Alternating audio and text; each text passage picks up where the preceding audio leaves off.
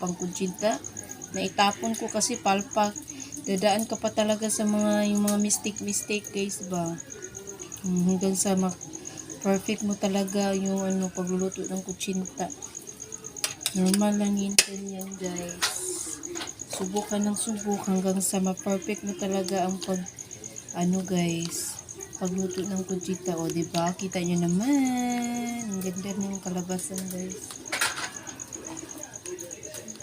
Ayan. Hello everyone, good morning. Guys, so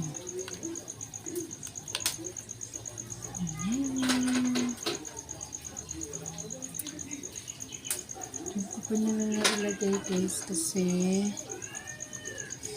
masikip yung ko guys, yung kusina namin guys. Dito kasi ako nagluluto sa kusina ng aking mama. Ito yung ginagamit ko guys, yung maliit na spatula guys.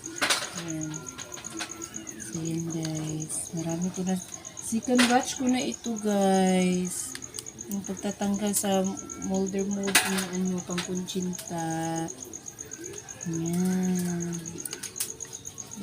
Lambot. Talaga guys. Sarap sa pakiramdam pag perfect ang luto mo talaga yung kutsinta mo guys. Nakakatanggal ng pagod guys. Ayan. Ito na yan po lahat. Ayan muna guys. Tignan nyo nga naman. Ang ganda Ayan. Yan lang muna guys. Thanks for watching everyone.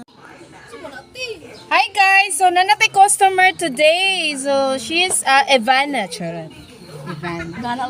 So nanatay customer guys. Hi! Say hi to my followers. Sige na. Sige, pili na. Okay.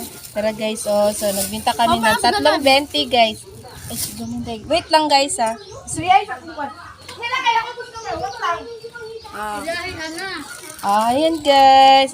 Sige, pili. Okay guys. Meron na tayong customer guys ha. Pangalawang customer na ito. Pangatlo na kaya tayo. Okay. Ay! Nahulog siya guys. Okay. Kagamoy, 20 ra? 20 ra eh. Sige. Sabi mo pa yan yun. Sige guys. So, 3 lang ang bilihan niya, guys. Ayan. So, ikaw na magkuha ng ng toppings. Lubi lang toppings muna, guys, ha. Kasi wala muna tayo ng cheese. Okay.